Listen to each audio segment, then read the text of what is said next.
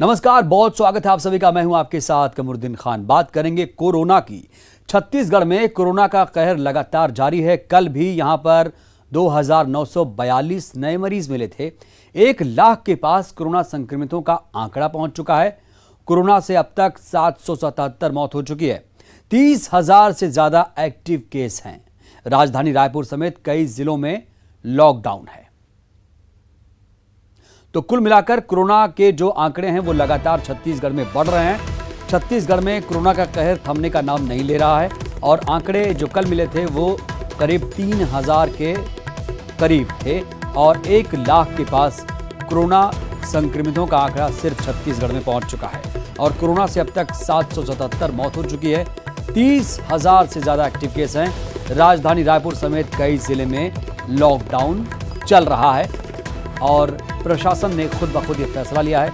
राजधानी में भी लॉकडाउन आपको बता दें लगातार जारी है और ख़ास तौर से कई अन्य जो ज़िले हैं वहाँ पर भी प्रशासन ने खुद से फैसला लेते हुए लॉकडाउन का ऐलान किया है। तो कोरोना की चेन को तोड़ने के लिए कई ज़िलों में छत्तीसगढ़ में लॉकडाउन चल रहा है और छत्तीसगढ़ में क्योंकि कोरोना की जो रफ्तार है वो बेकाबू होती जा रही है, इसीलिए रायपुर में भी लॉकडाउन लगाया गया है।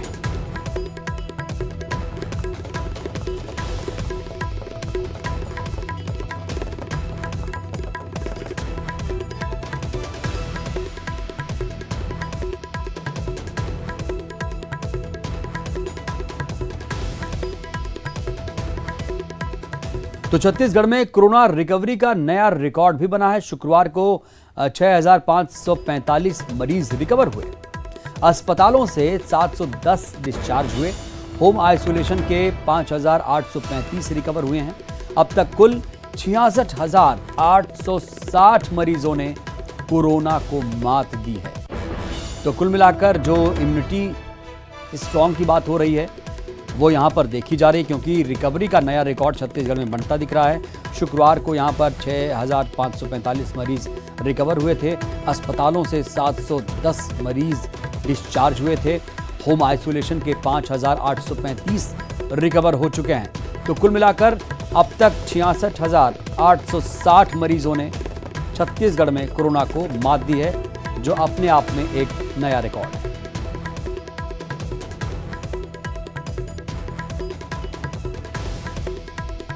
और अस्पतालों से बात करें तो करीब यहाँ पर 710 लोगों ने कोरोना को मात दी। और बात गरियाबंद की, जहां कोरोना का कहर लगातार जारी है। राजिम विधायक अमितेश शुक्ल कोरोना पॉजिटिव पाए गए। विधायक की पत्नी और 2 पीएसओ भी संक्रमित हुए हैं और बंगले से कुल 8 सदस्यों की कोरोना रिपोर्ट पॉजिटिव आई है। पीड़ितों में 4 कर्मचारी भी शामिल हैं। तो ये बड़ी खबर, बंगले से कुल 8 सदस्यों की कोरोना रिपोर्ट पॉजिटिव पाई गई और पीड़ितों में कुल 4 कर्मचारी भी शामिल हैं। तो बड़ी खबर आपको बता रहे हैं, जहां पर राजिम के विधायक अमितेश शुक्ल कोरोना पॉजिटिव पाए गए। विधायक की पत्नी और 2 पीएसओ भी इसमें शामिल हैं और कुल मिलाकर 8 सदस्यों की जो रिपोर्ट है वो पॉजिटिव पाई गई है और इन पीड़ितों में 4 कर्मचारी भी शामिल बताए जा रहे हैं।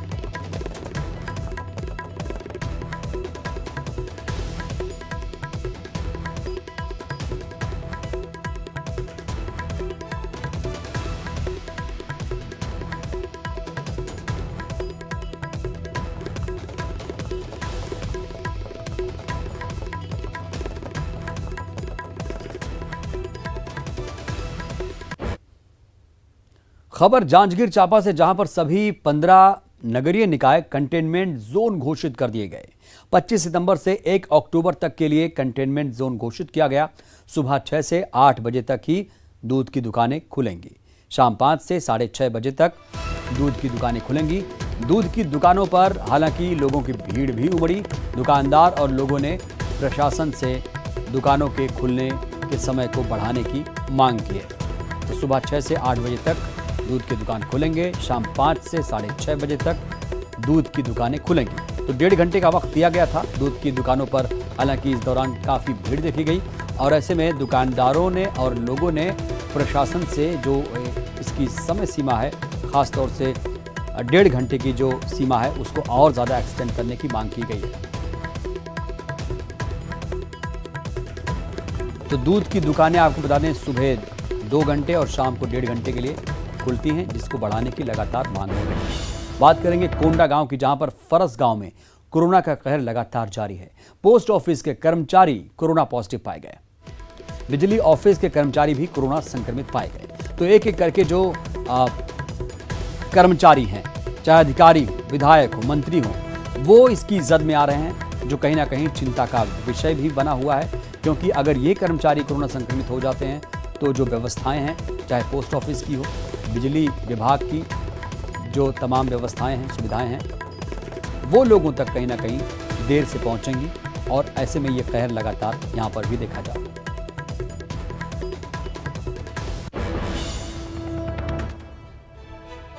और वहीं धमतरी में भी लॉकडाउन के बीच छूट मिली लोगों की। आज से पशु चारा दुकानों को छूट मिली है और सुबह 9 से 12 बजे तक दुकानें खुलेंगी। पशुपालकों की समस्या को देखते हुए ये बड़ा फैसला लिया गया।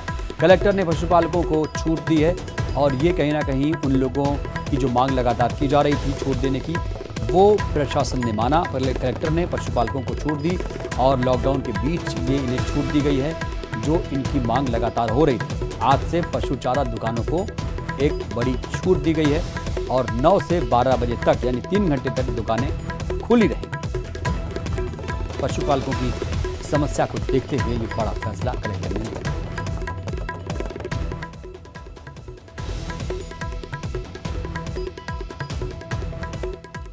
और खबर रायपुर से, जहां पर न्यूज़ 18 की खबर का बड़ा असर हुआ। मोहल्लों में लॉकडाउन नियम तोड़ने का मामला सामने आया, जहां पर लोगों को समझाने के लिए वार्ड पार्षद की पहल देखने को मिली। पार्षद ने खुद इलाके को सैनिटाइज किया।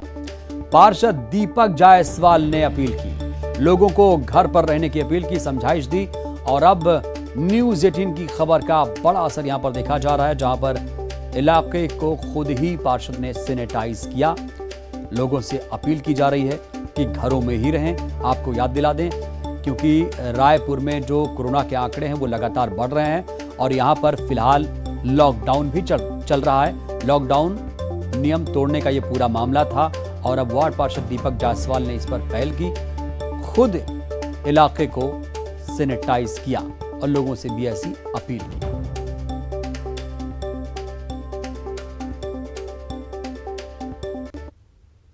तो राजधानी रायपुर समेत प्रदेश के कई जिलों में लॉकडाउन का असर स्थानीय ट्रेनों पर भी नजर आ रहा है। इन ट्रेनों में मुसाफिरों की संख्या 60% तक घट गई है। हालांकि लॉकडाउन का लंबी दूरी की ट्रेनों पर असर नहीं हुआ है, लेकिन जो कम दूरी की ट्रेनें हैं उस पर जरूर टोटल लॉकडाउन का असर दिख रहा है। लोकल ट्रेनों पर खासतौर से इसका असर दिख रहा है। यात्रियों की जो संख्या है वो 60% यहाँ पर घटी नजर आ रही है। लंबी दूरी की ट्रेनों पर इसका कोई असर नहीं दिख रहा है। समेत प्रदेश के कई जिलों में लॉकडाउन है, जिसका असर स्थानीय ट्रेनों पर भी देखा जा रहा है। स्थानीय ट्रेनों में यात्रियों की संख्या घट गई है। तकरीबन 60% यात्री कम हो गए हैं लोकल ट्रेन पे।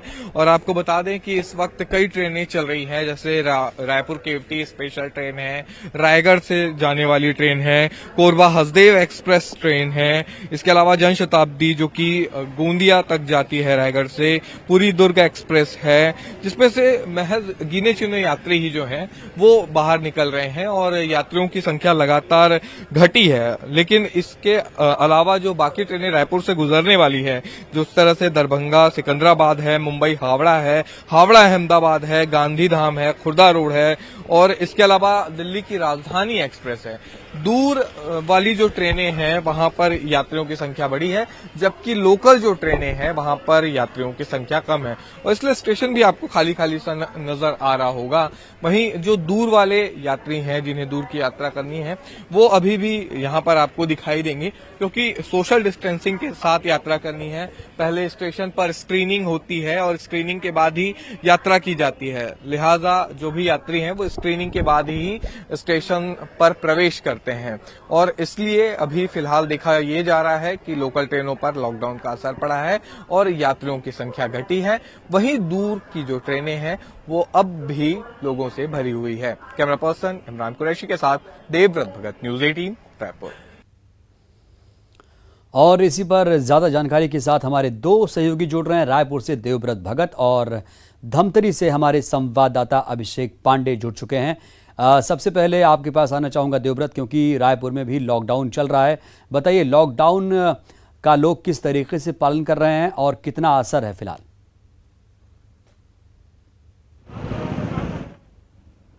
जी बिल्कुल, आज लॉकडाउन का 5वां दिन है और इससे पहले हमने पूरी तस्वीरें दिखाई थी जहां पर सड़कों पर तो सख्तियां दिखाई दे रही थी, लेकिन बावजूद इसके जो गलियां हैं, मोहल्ले हैं, वहां पर लोग झुंड बना करके इकट्ठा हो रहे थे। और ये खबर देखने के बाद जब न्यूज 18 पर दिखाई गई तब इलाके के पार्षद खुद उस क्षेत्र में पहुंचे जहां पर लोगों की भीड़ इकट्ठा हुई थी। उन्होंने खुद ही इलाके को सैनिटाइज किया और लोगों से अपील की कि भाई लॉकडाउन का आप पालन करें, क्योंकि कोरोना की चैन तोड़ने के लिए एक बार फिर से लॉकडाउन लगाया गया है और जो गंभीर लापरवाही यहां बरती जा रही है, इस वजह से ही लगातार संक्रमण के आंकड़े भी बढ़ते जा रहे हैं। फिलहाल मैं मुख्य चौराहे पर हूं शहर के, जयस्तंभ चौक पर, और यहां की तस्वीर आपको दिखा दूं कि किस तरह के हालात हैं। सबसे पहले आपको बता दूं कि फिलहाल जिस तरह से बहुत ज्यादा वाहनों की आवाजाही है वो यहां पर नहीं दिखाई देगी। एसेंशियल सर्विस में जो लोग हैं वही घरों से बाहर निकल रहे हैं और जिस तरह के जो दिशा निर्देश जिला प्रशासन द्वारा जारी किए गए थे उन्हीं तमाम नियमों का पालन लॉकडाउन के दौरान किया जा रहा है, क्योंकि आज 5वां दिन है और इसके बाद ये 28 तारीख तक लॉकडाउन रहेगा। 29 तारीख से लॉकडाउन खुलना है रायपुर में। बाकी अलग अलग शहरों की अगर हम बात करें तो वहां पर अलग अलग दिन में लॉकडाउन की प्रक्रिया होगी, क्योंकि संक्रमण के दायरे को देखते हुए और इसके अलावा संक्रमितों के आंकड़े को देखते हुए फैसले लिए गए हैं। और लोगों से पूछताछ की जा रही है, सख्ती देखी जा रही है, लेकिन मुख्य चौराहों पर यह भी बात यहां पर सामने आ रही है कि जिनको जरूरत है फिलहाल वही लोग सड़कों पर, यानी मुख्य सड़कों पर दिखाई दे रहे हैं। वो इसलिए क्योंकि जवाब भी देना पड़ रहा है कि आखिर क्यों निकल रहे हैं, लेकिन कई लोग तफरी से भी बाज नहीं आ रहे हैं और इनके लिए जो है पुलिस सख्ती दिखा रही है। उनकी गाड़ियां जब्त की जा रही है। बेवजह घूमने वालों की गाड़ियां तब तक जब्त की जाएगी जब तक लॉकडाउन खत्म। बिल्कुल देवव्रत, बिल्कुल प्रशासन ने सख्ती बरतना शुरू कर दिया है और सख्ती से लॉकडाउन का पालन कराया जा रहा है। हमारे सहयोगी धमतरी से अभिषेक भी जुड़े हैं, उनसे बात करते हैं। अभिषेक, धमतरी में भी लॉकडाउन चल रहा है, वहां पर बताइए कितना असर है?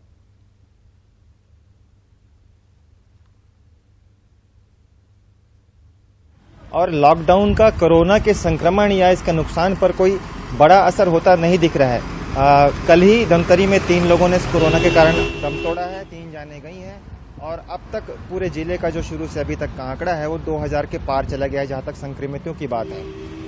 दूसरी तरफ आज जिला प्रशासन ने पशुपालकों के लिए छूट जारी की है। लॉकडाउन के बीच 3 घंटे के लिए जो पशु चारा की दुकानें हैं उन्हें खुला रखा जाएगा, ताकि जो दूध उत्पादन करने वाले लोग हैं, दूध का काम करने वाले लोग हैं, उनके जानवरों को, उनके पशुओं को, मवेशियों को, भैंस गाय को चारा मिल सके और उनका रोजगार चलता रहे।